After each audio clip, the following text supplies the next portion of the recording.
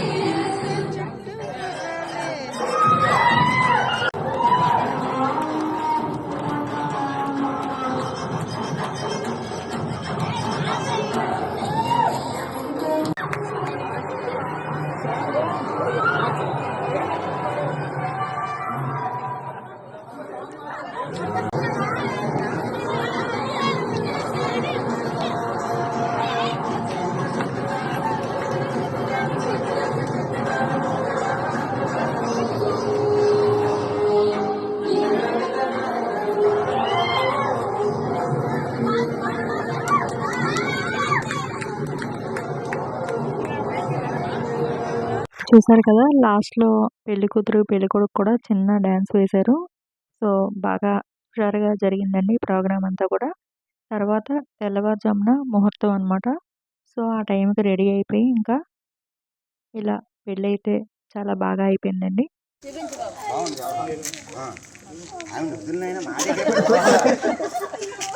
దండం పెట్టండి సార్, ఇద్దరు దండం పెట్టండి. అలా చూడండి, దండం పెట్టండి. అలా బాబు అటే చూడండి. పంతులు గారు కూడా చాలా జోకులు వేస్తూ నవ్విస్తూ పెళ్లి చేశారండి. చాలా చాలా బాగుంది. పెళ్ళంతా కూడా చాలా సరదాగా అయిపోయిందండి. సో ఈ వీడియో నచ్చితే లైక్ చేసేయండి.